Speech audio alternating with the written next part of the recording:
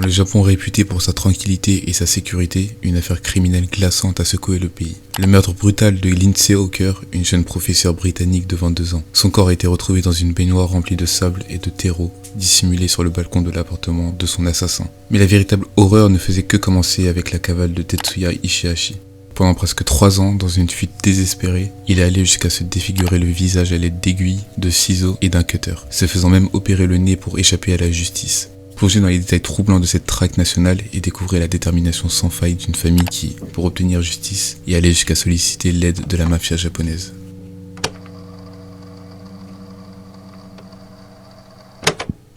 Lindsay Ann Hawker, originaire de Coventry en Angleterre, plus précisément de Brandon, était une jeune femme brillante et pleine de vie. Née le 30 décembre 1984, elle grandissait au sein d'une famille aimante, étant l'une des 3 filles de Bill et Julia Hawker. En 2006, à l'âge de 22 ans, elle avait déjà démontré son intelligence en obtenant son diplôme en biologie avec les honneurs de première classe de l'université de Leeds. Forte d'une passion pour l'enseignement et d'un désir profond de découvrir le monde par ses propres moyens, Lindsay a posé sa candidature à Nova, une académie d'anglais prestigieuse qui n'acceptait qu'un nombre restreint de professeurs étrangers. À sa grande joie, elle fut acceptée, ouvrant ainsi la porte à une aventure excitante. Donc en octobre 2006, Lindsay s'est envolée pour le Japon, prête à embrasser une nouvelle vie et à réaliser ses rêves de voyage et d'enseignement.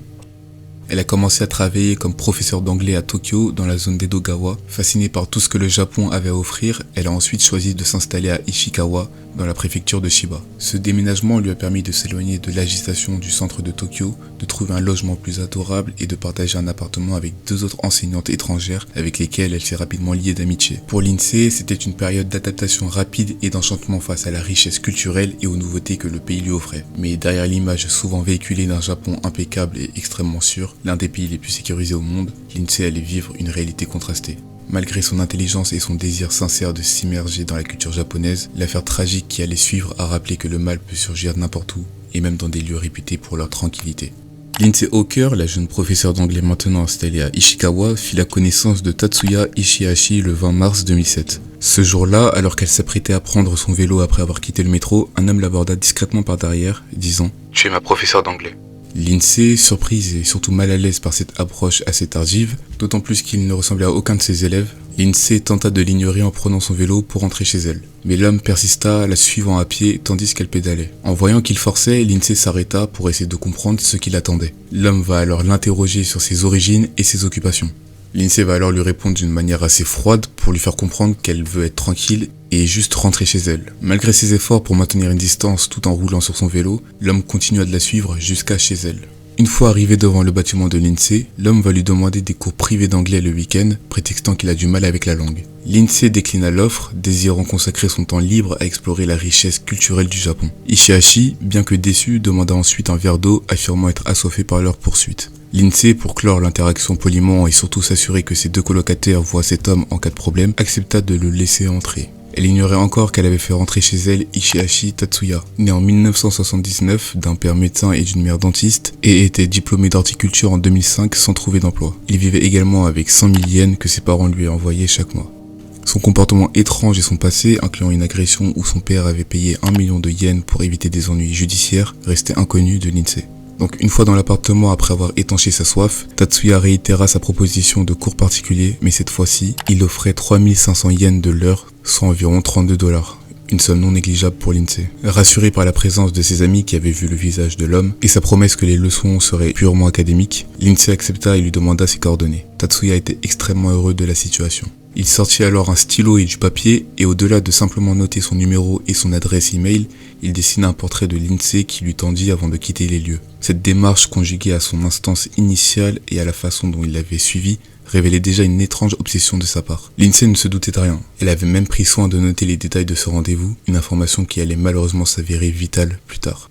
Le 24 mars 2007, Lindsay se rendit à son premier cours avec Tatsuya dans un café près de la gare de Gyotoku. Les caméras de surveillance montrèrent qu'elle semblait sereine, bien qu'elle gardait ses distances lorsque Tatsuya s'approchait un peu trop d'elle. À la fin de la leçon, Tatsuya prétendit avoir oublié l'argent chez lui et proposa à Lindsay de l'accompagner à son appartement, situé à peine un demi-kilomètre. Naïvement ou plutôt gentiment, elle accepta d'y aller, ne percevant aucun danger. Ils prirent un taxi ensemble et en arrivant, Lindsay demanda au chauffeur de l'attendre, car elle avait un peu de temps avant de se rendre au travail. Mais les minutes s'écoulèrent et Lindsay ne ressortit jamais. Au bout de 7 minutes, le taxi, sans se douter de la gravité de la situation, repartit. Lindsay ne se présenta pas à son travail ce jour-là et ne rentra jamais chez elle. Après plusieurs jours sans donner de nouvelles, les proches de Lindsay commencèrent à s'inquiéter. Le 26 mars 2007, soit 6 jours après la rencontre avec Tatsuya, les policiers se présentèrent à l'appartement d'Ishihashi. Les voisins, interrogés, avaient déjà noté des bruits suspects de métal et de choses traînées entre le dimanche soir et le lundi matin. Sur le balcon de l'appartement d'Ishihashi, une baignoire insolite attira l'attention, même si l'obscurité empêchait de distinguer son contenu. Alors que les renforts arrivaient et que la police s'apprêtait à intervenir, Ishihashi sortit soudainement de son appartement, pieds nus et avec un sac à dos, et réussit à s'échapper par les escaliers de secours, malgré la tentative des agents de l'arrêter et de lui arracher son sac. Mais l'horreur se révéla à l'intérieur de l'appartement. Les enquêteurs retrouvèrent des affaires personnelles de Lindsay éparpillées. Sur le balcon, dans la baignoire suspecte, ils firent la découverte macabre du corps de Lindsay Hawker, enfoui dans du sable et du terreau. La jeune femme était nue, pliée en avant, ses pieds et ses poings liés et couverte d'échymoses. Ses cheveux avaient été coupés et dissimulés dans un sac plastique dans la cuisine. Tatsuya Ishihashi avoua plus tard l'avoir violée et étranglée pour faire cesser ses cris, de peur que les voisins l'entendent. L'autopsie confirma une mort par strangulation avec une forte pression exercée sur le cou et révéla 2 fractures de l'os hyoïde ainsi qu'une hémorragie sous-cutanée due à des coups au visage. Quant à Ishihashi, sa cavale ne faisait que commencer et allait durer plus de 2 ans et demi. Il commença par se procurer des sandales et une veste dans une décharge avec environ 50 000 yens en poche. Dès le premier jour de sa fuite, il s'attaqua à son apparence, un acte d'automutilation saisissant. Il rétrécit ses narines avec une aiguille et des fils, retira 2 grains de beauté de sa joue droite avec un cutter et affina sa lèvre inférieure avec des ciseaux, tout cela dans les toilettes d'un hôpital à Tokyo. Il traînera ensuite à travers le Japon, d'abord dans le nord de Kanto, puis vers le sud jusqu'à la baie de Suruga, avant de remonter vers Aomori. Il cherchait ainsi à tromper les autorités qui pourraient analyser son ordinateur à la recherche d'indices sur ses destinations. Après un passage à Osaka, il entreprit même le pèlerinage de Shikoku, parcourant des milliers de kilomètres à pied pour tenter d'expier son crime. Voyant ses avis de recherche affichés partout, il commença à envisager de vivre sur une île déserte faisant des recherches sur l'île d'Oa à Okinawa. Ishihashi alterna ensuite des séjours prolongés sur l'île d'Oa, parfois jusqu'à 3 mois, et des périodes où il travaillait sous un faux nom, celui d'un homme décédé, Kosuke Inoue, sur des chantiers de construction à Okinawa ou Osaka. Il gagnait environ 300 000 yens par mois et fuyait dès qu'il suspectait que son identité puisse être compromise. Sur l'île d'Oha, il s'était installé dans un bunker de la Seconde Guerre mondiale, subsistant en cultivant des fruits et légumes, en pêchant et en mangeant des serpents, des concombres de mer et des crabes de cocotier qu'il cuisait au feu de camp. Il s'approvisionnait en eau potable en nageant jusqu'à l'île voisine et restait informé de l'enquête en écoutant la radio.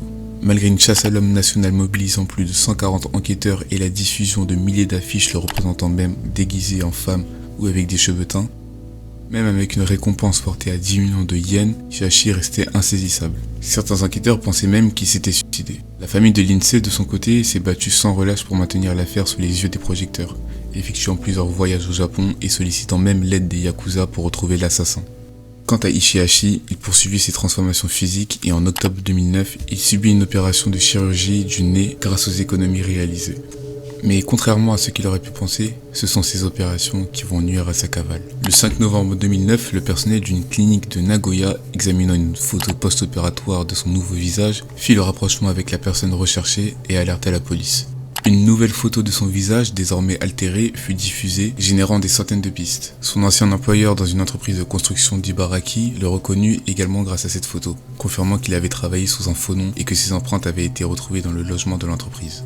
Conscient que l'étau se resserrait, Ishihashi décida de retourner se cacher sur l'île d'Oha, mais craignant la surveillance policière, il tenta de prendre un ferry depuis Kobe pour Okinawa. Le 10 novembre 2009, un employé au terminal de ferry de Roko à Kobe le remarqua et alerta les autorités, le redirigeant vers un autre port à Osaka Nanko. C'est ainsi que les policiers ont pu capturer Ishihashi, mettant fin à sa cavale.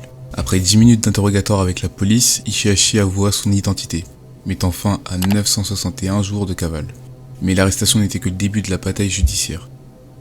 Ishihashi fut initialement inculpé pour abandon de cadavre le 2 décembre 2009, cependant des preuves accablantes émergèrent. Du sperme correspondant à son ADN et des cellules de la victime furent retrouvés sur un préservatif dans l'appartement. Ces éléments menèrent à des nouvelles accusations beaucoup plus graves. On parlait dorénavant de meurtre et de viol et entraîné la mort le 3 décembre 2009. Le procès qui débuta le 4 juillet 2011 au tribunal du district de Chiba fut un événement majeur au Japon, marquant la première utilisation d'un système de jury mixte depuis la Seconde Guerre mondiale. Les parents et les deux sœurs de Lindsay firent le voyage depuis l'Angleterre pour assister et témoigner, cherchant justice pour leur fille.